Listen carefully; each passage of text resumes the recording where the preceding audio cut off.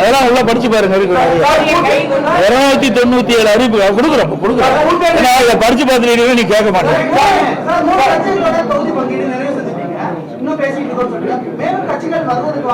இல்ல இல்ல என்ன வாசன் அவர்கள் இருந்தாரு, அப்புறம் ஐஜேகே இருக்குது, அப்புறம் இன்னும் ஜெகன்மூர்த்தி அவர்கள் ஜெகன்மூர்த்தி அவர்கள் இருக்காங்க, அப்புறம் இன்னும் இருக்காங்க. சிறு சிறு கட்சிகள்லாம் எங்களோட வந்து பேச்சுவார்த்தை நடத்திட்டு இருக்கிறாங்க. அநேகமா இந்த ஒரு நாளைக்கெல்லாம் முடிஞ்சிடும்.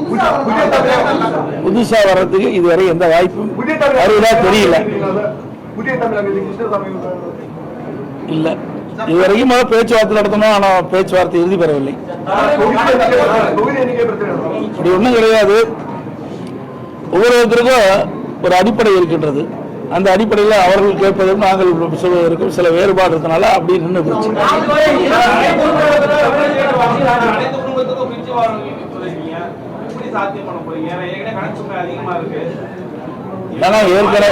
நான் ஏற்கனவே தெளிவாக சொல்லிவிட்டேன். அனைத்து இந்திய அண்ணா திராவிட முன்னேற்ற கழக அரசு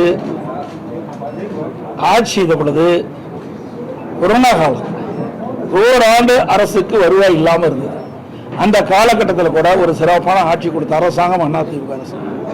வருவாய் இல்லாத போது ஒரு சிறப்பான ஆட்சி கொடுத்தோம். வருவாய் இருக்கின்ற போது இந்த திட்டங்களை எல்லாம் முழுமையாக நிறைவேற்றி தருவோம்.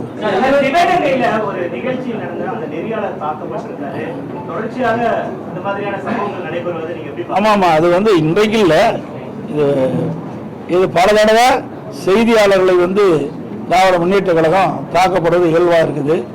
இது வன்மையாக கண்டிக்கத்தக்கது.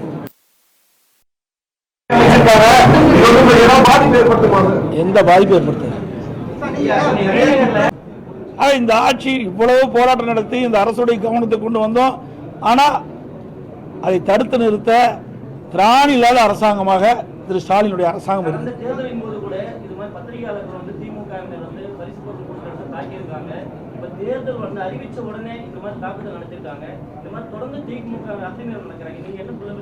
ஏற்கனவே நான் சொன்னேன், இதுக்கெல்லாம் அடிப்படை நீங்க தான்.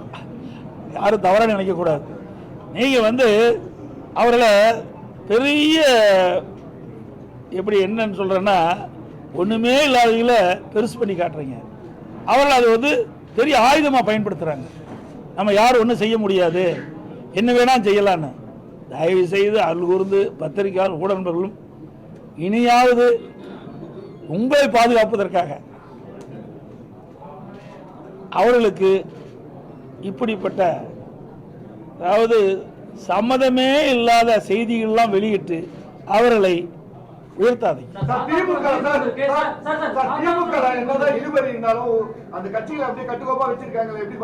எங்க கட்டுக்கோப்பா இருக்குது? 25 நாளா பத்திரிகையில டெய்லி அதால ஓடிட்டு இருக்குது.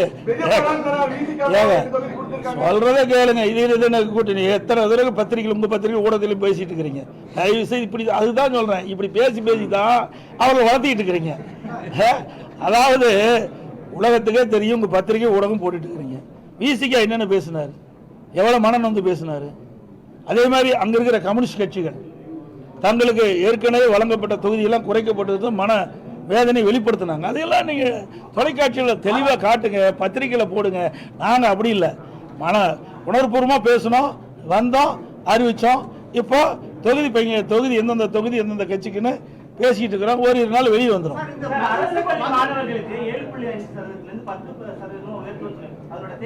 அதாவது இது பெரிய வரவேற்பு கிடைச்சிருக்குது மக்களிடத்துல.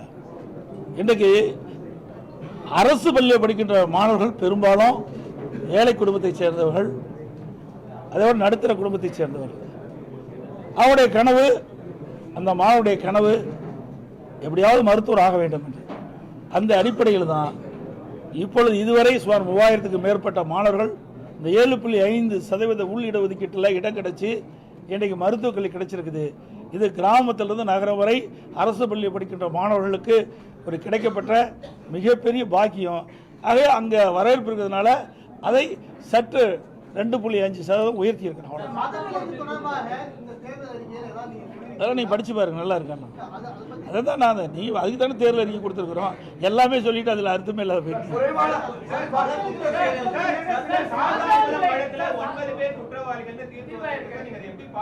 சார், நாங்கள் எங்களை பொறுத்த வரைக்கும், அதாவது அனைத்து இந்திய அண்ணா திராவிட முன்னேற்ற கழகத்தை பொறுத்த வரைக்கும் சட்டத்தின் ஆட்சி நடைபெற்றது. தவறு நடந்தால் அதற்கு உண்டான தண்டனை அவர்கள் பெறுகிறார்கள். இது நீதிமன்றம் வழங்கப்பட்ட தீர்ப்பு. ஆக எந்த இடத்தில் தவறு நடந்தாலும் அது தவறு தான். அதில் எந்த ஒரு மாற்று கருத்தும் கிடையாது. அதே நீதிமன்றம் விசாரிக்கப்பட்டு அதில் தவறு நடைபெற்றதாக அந்த விசாரணையில் தெரிய வந்த காரணத்தினால் நீதிமன்றம் சம்பந்தப்பட்டவர்களுக்கு தண்டனை வழங்கியிருக்கு.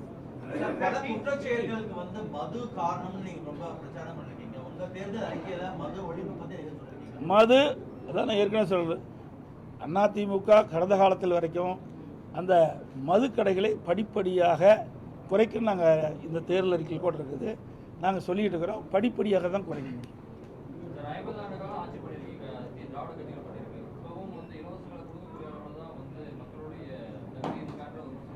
அதாவது எல்லா மக்களும் பணக்காரராக இருந்துட முடியாது. மக்களுக்கு சேவை செய்த ஒரு அரசாங்கத்தினுடைய கடமை. அதுக்காக தான் அரசாங்கத்தை மக்கள் தேர்ந்தெடுக்கிறாங்க. இருக்கின்ற சூழ்நிலையை கருத்தில் கொண்டு அவர்களுக்கு ஒரு நல்ல மகிழ்ச்சியான ஒரு வாழ்க்கை கொடுப்பதான ஒரு நல்ல அரசியலுடைய கடமை. அந்த அடிப்படையில் தான் நாங்கள் இந்த அறிவிப்பெல்லாம் கொடுத்துருக்கிறோம்.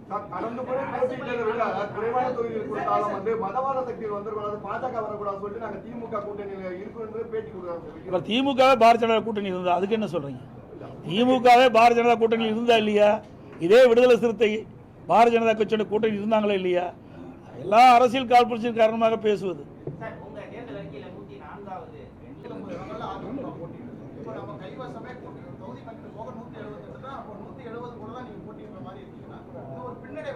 பின்னடைவு முன்னடைவுலாம் கிடையாது. திமுக எப்படி இருக்குது? நாங்கள் இப்படி இல்லை. திமுக நிலை என்ன சார்? சூழ்நிலைக்கு தகுந்த மாதிரி தான் கூட்டணி அமைக்கப்படும். இது அதிகம் போட்டிடுறது கம்மி போட்டிடுறதெல்லாம் கிடையாது.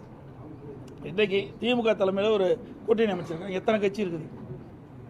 அப்படி பார்க்கும்போது அவங்களுக்கு எத்தனை கட்சி வரப்போகுது? எத்தனை இடத்துல அவர்கள் போட்டியிட முடியும்? அதாவது சூழ்நிலைக்கு தகுந்த மாதிரி நம்ம கூட்டணி அமைக்கிறோம்.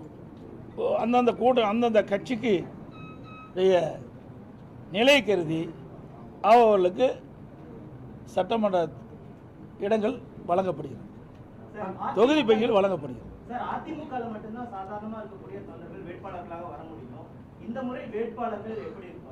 அதெல்லாம் அறிவிப்பு பின்னாடி பாருங்க. வேட்பாளர் குமாரி தான் இருப்பாங்க.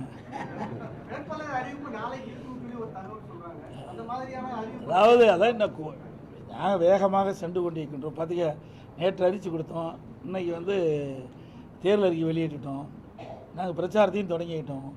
இப்பொழுது வேகமாக துரிதமாக ஏற்கனவே எங்களுடைய கூட்டணியில் அங்கமைக்கின்ற கட்சிகளெல்லாம் எத்தனை தொகுதி என்று அறிவிக்கப்பட்டு விட்டது.